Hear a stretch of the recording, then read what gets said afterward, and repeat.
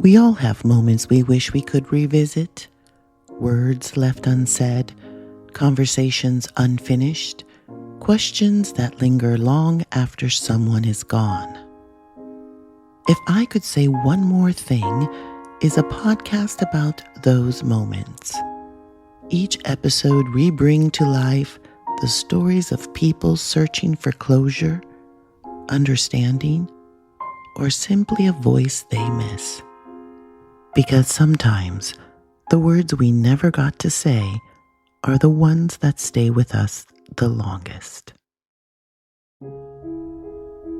Some people leave behind more than just memories. They leave behind stories, lessons, pieces of themselves woven into the lives of those they loved. But what happens when we realize, too late, that we never asked enough, never listened as closely as we should have? In today's episode, I sit down with George, who wanted one more conversation with his grandfather. Through a road trip that exists somewhere between memory and imagination, we explore grief, regret, and the quiet wisdom that lingers along after someone is gone. This is If I Can Say One More Thing, and today we're taking one last drive with Grandpa.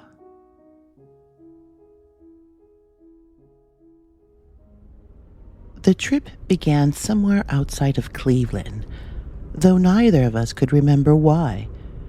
Grandpa sat shotgun, his thick-knuckled fingers drumming on his knee like they used to on the dining room table when he was waiting for my grandmother to bring out dessert. His presence didn't seem strange until I remembered he had been dead for 5 years. I gripped the wheel tighter. Okay, so either I fell asleep at the wheel and this is some bizarre last-minute brain activity before I meet my fiery end, or I accidentally ate one of those mushrooms my neighbor keeps in her special garden. Grandpa snorted. You always were dramatic. No, seriously, you're supposed to be dead, like worm buffet dead. And yet, here I am, he said with a wink and a wry smile. I blinked hard, half expecting him to disappear, but he just adjusted his seatbelt like this was all completely normal. The smell of pipe tobacco and old leather filled the car, and something about it settled me. Maybe I was hallucinating. Maybe grief had finally cracked my brain open like a walnut. Either way, I wasn't about to waste it. I didn't even know you liked road trips, I said, merging onto the I-90. I don't, he said, but you seem to need one. He wasn't wrong. My therapist, Dr. Feldman, who once fell asleep while I was explaining my childhood trauma, has suggested that I should, quote unquote, reconnect with the past in order to make peace with the present. I'm not sure he had ghostly carpooling in mind, but here we were. I glanced at Grandpa. He was exactly as I remembered. Thick eyebrows, a permanent 5 o'clock shadow, and a shirt he had probably owned since Nixon was in office. He smelled like the rich, sweet tang of pipe tobacco, the kind that left a ghost of vanilla and charred oak in the air long after he was gone, mixed with the deep, worn scent of leather, like the armchair he'd claimed as his throne for decades. It was a smell that carried the weight of old books, Sunday afternoons, and the quiet comfort of simply existing in the same room. Didn't you say road trips were just long, sweaty excuses to spend money at gas stations? I asked. I did, he said. Still true. Then why are we here? You never asked me enough questions when I was alive, he said, peering out the window. And now you wish you had. I felt something tightening in my throat. He wasn't wrong about that either. We drove in silence for a while, the highway unfolding in long gray ribbons. Outside, the flat Ohio landscape was unremarkable, mostly gas stations and billboards of personal injury lawyers. All right, I said, clearing my voice. If I didn't ask enough then, I'll ask now. What's the best thing you ever did in your life? He scoffed. That's a hell of a question to start with. You did say I didn't ask enough. I'm making up for lost time. He thought for a moment, his fingers still drumming. I built my own house. Didn't have a clue what I was doing. Read a book, asked around, and just started hammering. He smiled, a little proud, a little amazed. It still stands. I blinked. Wait, you built the house? Sure did. The one I grew up visiting? The very one. I stared at him. I had spent half my childhood playing in that house, never once realizing that my grandfather had put it together plank by plank, nail by nail. How did I not know that? I asked. You never asked, he said simply. We passed a sign for an exit to a town neither of us had ever heard of. Grandpa waved toward it. Take this one. Why? He shrugged. Why not? I took the exit, and soon we were winding down a 2-lane road past barns and silos, the kind of scenery that made you wonder who still lived out here. Here's another question, I said. Did you ever have regrets? Oh, plenty, he said. Most of them involved ill-advised investments and wearing polyester in the summer. But here's the thing. Everyone has regrets.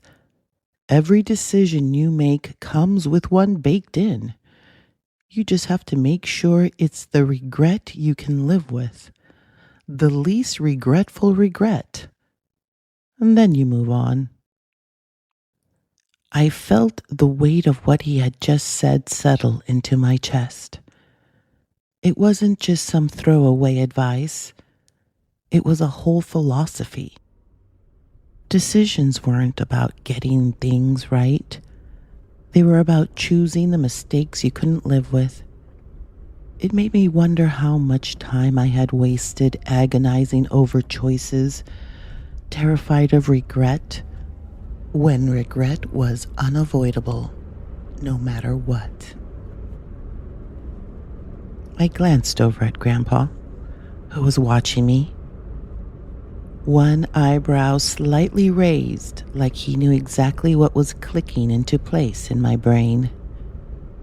He was quiet for a moment, watching the trees blur past. I wished I had written things down, he finally said. The stories, the people, the dumb things your grandmother used to say when she was half asleep. That kind of thing. You had great stories, I admitted. I just figured, that you would always be around to tell them. Well, he said, raising an eyebrow, that was a bad bet, wasn't it? We passed a general store that looked like it hadn't been updated since Prohibition.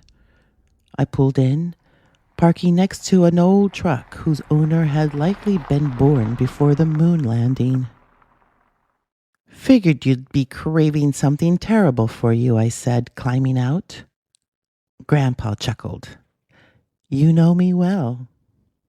Inside, the store smelled like wood, old coffee, and the slow passing of time. I grabbed a pack of peanut brittle and 2 glass bottles of Coke, setting them down on the counter. The cashier, an elderly man who looked like he might have been haunting the place since the Eisenhower administration, rang them up without a word. I turned to ask Grandpa if he wanted anything else, but he was gone. I stepped outside, scanning the lot. The truck was still there.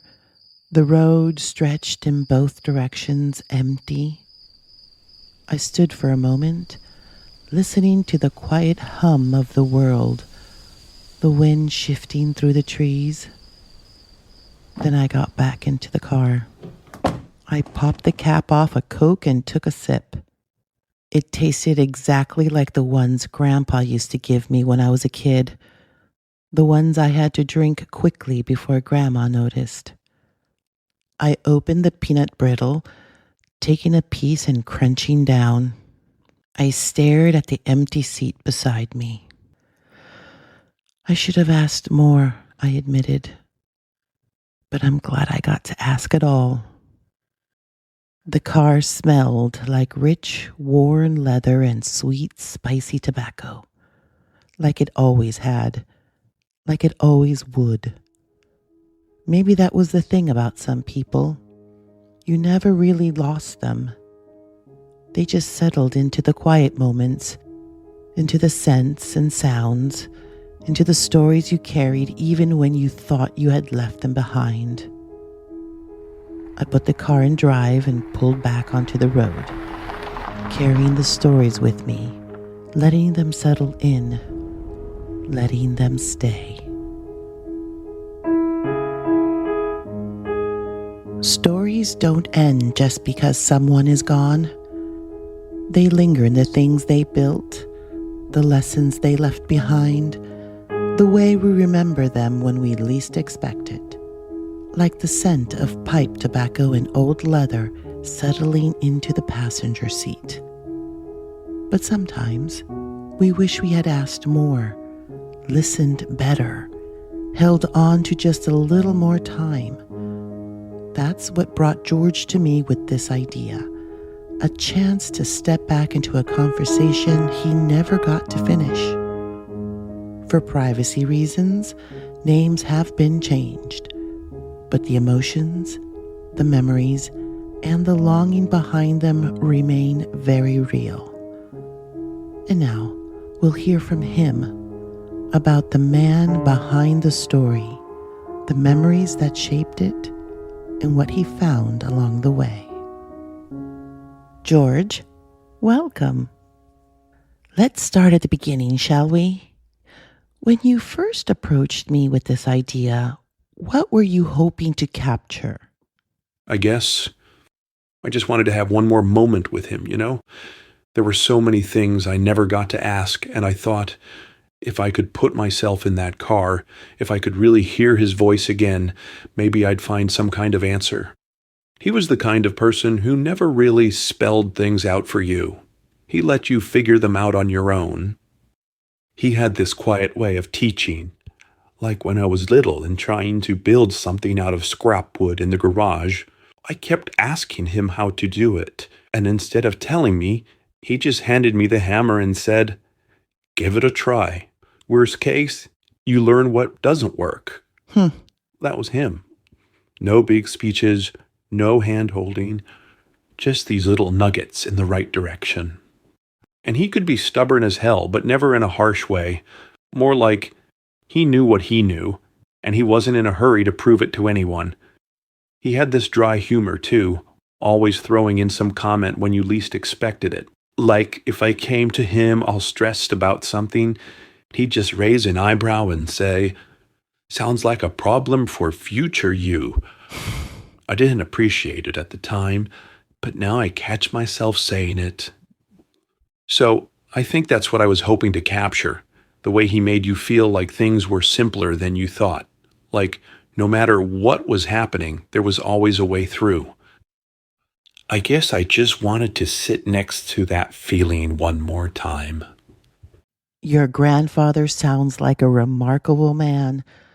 What's one memory of him that you hold closest? Oh, there are so many, but I think it's the way he used to tap his fingers on the table while waiting for dessert. Just this little rhythm, like he had a song stuck in his head. It was such a small thing, but when I read that part in the story where he's drumming on his knee in the car, I could hear it. Yeah, that struck a chord with me. The story touches on regret, not just wishing we had more time, but realizing that every decision we make comes with some level of regret. Did that philosophy change how you see your own choices? Yeah, I think it did. The idea that no matter what we do, we'll always leave something behind. It's strangely freeing. You just have to pick the regret you can live with. That's something I wish I had heard sooner. But maybe this story helped me hear it now. If your grandfather could hear you now, what's the one thing you want to say to him? I'd tell him I see now what he was trying to teach me, not just through his words, but in the way he lived. The patience, the quiet strength, the way he never let the past weigh him down. I used to think I had all the time in the world to ask him things, but now I realize he left me the answers all along. I just had to pay attention. And I'd tell him I miss him every day. But I know now that he's never really gone. Stories have a way of staying with us, shaping us, and sometimes even answering questions we never knew how to ask. George's journey with his grandfather may have seemed imagined, but the emotions were real, the longing, the love, the echoes of a voice that never truly fades. If you have a story you wish you could tell, a conversation left unfinished, or a moment you'd like to relive, I'd love to hear it. Send your short stories requests to sayonemorethingpod@gmail.com. Make sure to follow the podcast and share this episode with someone who might need it. Because sometimes the stories we tell aren't just for us. They're for someone else who needs to hear them too. I'm Andrea Applewick, and this is If I Could Say One More Thing.